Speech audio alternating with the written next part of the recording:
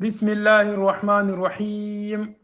الحمد لله رب العالمين، والصلاة والسلام على إمام المرسلين وخاتم النبيين سيدنا حبيبنا محمد بن عبد الله وعلى آله وصحبه ومن والاه ودعا بدعوته إلى يوم الدين، وبعد. السلام عليكم ورحمة الله وبركاته. Aujourd'hui, nous sommes mardi, 26e jour du mois de Sha'ban de l'année 1446, d'après le calendrier hégirien, ce qui correspond au 25 février 2025, d'après le calendrier grégorien. Notre hadith de ce jour a été rapporté par Abu Huraira, et donc voici le contenu du hadith. An Abi Huraira radiyallahu anhu, an Nabi sallallahu alayhi wa sallam qala: لا يتقدمن أحدكم رمضان بصوم يوم أو يومين إلا أن يكون رجل كان يصوم صومه فليصوم ذلك اليوم. رواه البخاري ومسلم.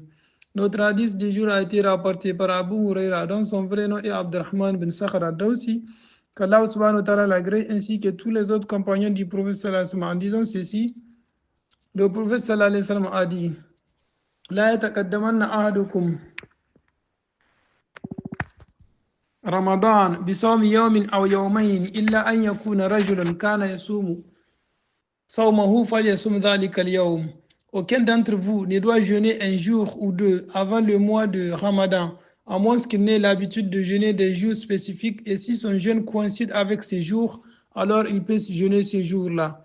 Telle est une brève traduction de ces hadiths, qu'Allah subhanahu wa ta'ala nous fasse comprendre de plus. Donc, chers frères et sœurs en islam, à travers ce hadith, le prophète sallallahu alayhi wa sallam nous interdit de jeûner la veille ou 2 jours avant le mois de Ramadan, juste pour tester la difficulté du jeûne pendant ce mois sacré.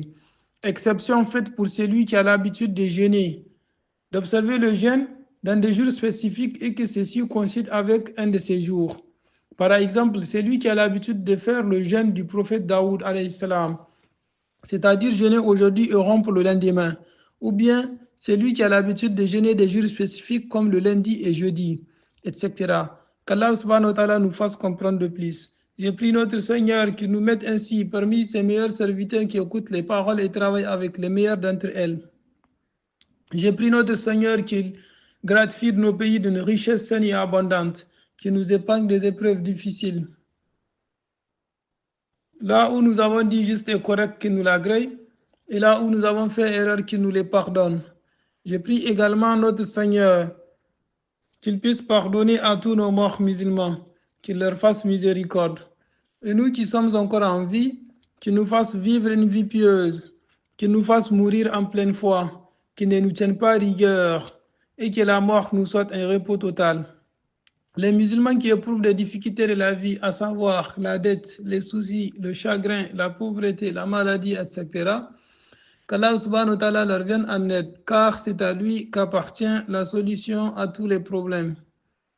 Je prie enfin notre Seigneur, le très haut, le très miséricordieux, de nous faire demeurer sur la sunna de notre très cher prophète sallallahu alayhi wa sallam, qu'il nous préserve de l'hérésie, c'est-à-dire la bid'a, et qu'il exauce tous nos vœux du ci-bas et de l'au-delà de la facilité. Subhanakallahumma wa bihamdika ashhadu an la ilaha illa anta astaghfiruka wa atubu ilayk. Assalamu alaikum wa rahmatullahi wa barakatuh.